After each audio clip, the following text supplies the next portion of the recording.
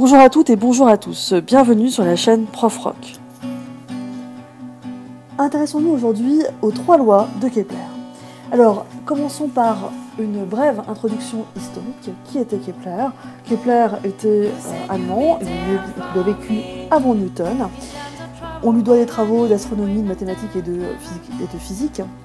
Et on va s'intéresser notamment à une partie de ses travaux qui sont les fameuses 3 lois de Kepler. Que nous disent ces 3 lois? Ces 3 lois permettent de décrire historiquement donc, le mouvement de planètes autour du Soleil. C'est tel qu'il les avait établis à l'époque. Ces 3 lois de Kepler, comme on va le voir aujourd'hui, on peut aussi les appliquer au cas de satellites qui tournent autour d'un astre attracteur. C'est typiquement par exemple le cas de la Lune qui tourne autour de la Terre. Alors commençons à rentrer tout de suite dans le vif du sujet. Commençons par la première loi de Kepler.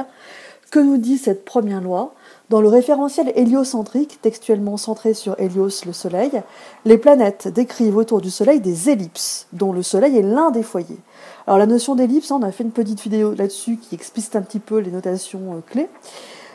Voici donc en pointillé une forme elliptique qui correspondrait donc, d'après la loi de Kepler, la première loi de Kepler, à l'orbite des planètes du système solaire donc autour du Soleil.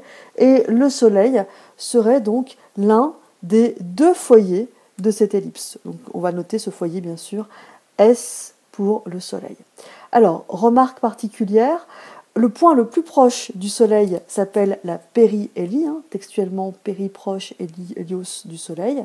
Et le point le plus éloigné du Soleil, et donc le plus proche de l'autre foyer de l'ellipse, s'appelle l'aphélie. La distance entre périhélie et aphélie correspond à ce qu'on appelle le grand axe de l'ellipse.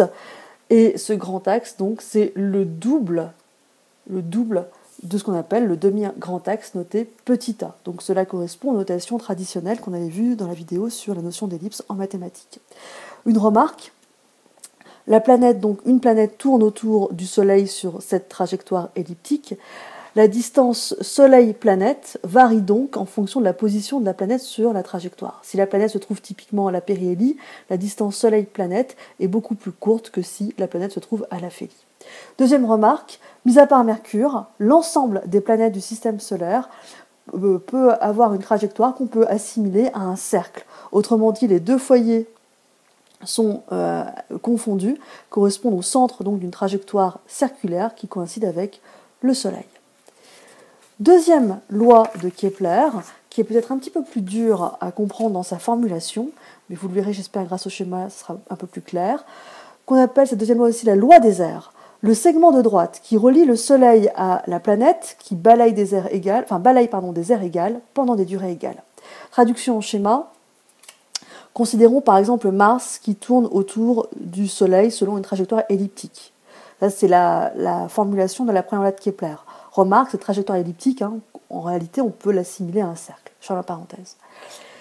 Considérons ce segment, MS. Ce segment va balayer des surfaces. Par exemple, si on déclenche le chronomètre, quand Mars passe cette position à celle-ci, il s'écoule une durée delta t. D'après la deuxième loi de Kepler, si on considère Mars qui passe de ce point à ce point pendant le même laps de temps delta t, d'après la deuxième loi de Kepler, la surface balayée par le segment MS ici et ici est la même. Quelle est donc la conséquence de cette deuxième loi de Kepler? Comme vous pouvez le voir, pour que ces surfaces soient les mêmes, puisque la distance Soleil-planète n'est pas la même entre cette portion ici d'air et celle-ci, la conséquence c'est que la trajectoire parcourue par la planète, lorsque celle-ci est proche de la périhélie, cette trajectoire-là, cette portion de trajectoire est plus longue que dans cette situation ici. Pour que les airs soient les mêmes, la conséquence directe, puisque la durée de parcours de cette portion-là est identique, delta t, il faut que la vitesse de la planète soit plus grande ici que dans cette situation. D'ailleurs, d'une manière générale, on peut dire que la vitesse des planètes est plus grande lorsque la planète est proche du Soleil, alors qu'elle est plus faible lorsque la planète est loin du Soleil à l'aphélie.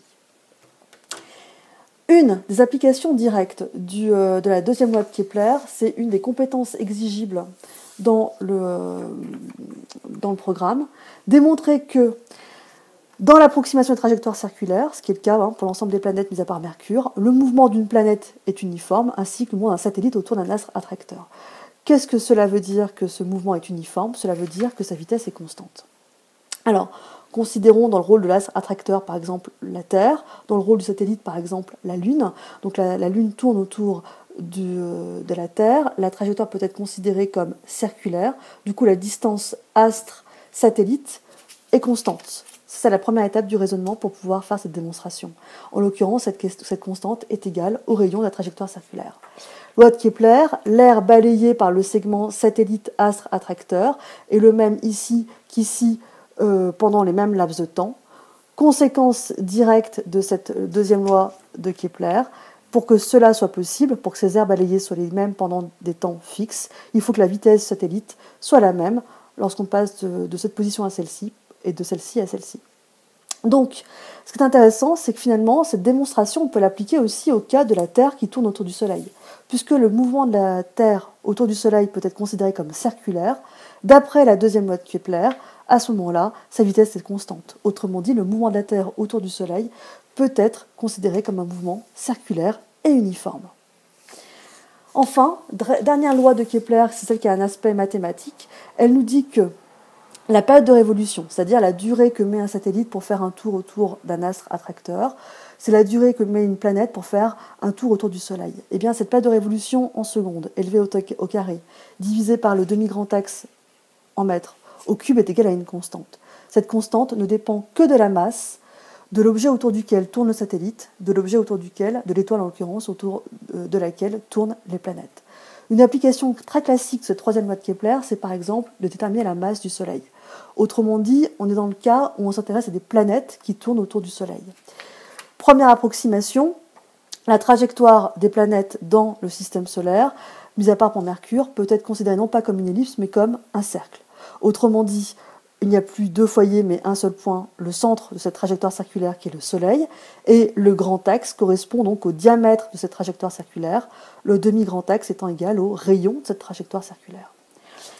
Eh bien, que nous dit la troisième loi de Kepler pour faire cette détermination? Elle nous dit que la période de révolution au carré divisée par le demi-grand axe, autrement dit ici, le rayon de la trajectoire au cube est égal à une constante. D'après la deuxième loi de Newton, cette constante est égale à 4 pi carré sur la constante de gravitation fois la masse du Soleil. Cette expression est à savoir établir, donc je vous invite vraiment à regarder comment on fait cela. Eh bien, une fois qu'on a cette expression-là, on connaît la période de révolution à mettre en secondes, donc je pense que mettre une année en secondes, vous savez faire. Le rayon orbitalaire de la Terre autour du Soleil est par exemple connu, donc connaissant grand T, connaissant petit r, on peut sans aucun problème, vous switchez un petit peu les grandeurs littérales, donner l'expression de la masse du Soleil et donc faire une application numérique. Voilà, donc j'espère que vous en savez maintenant un petit peu plus sur ces trois lois de Kepler. Il ne me reste qu'à vous dire bon courage pour faire quelques exercices là-dessus, pour vous approprier ces trois lois, et je vous dis à bientôt.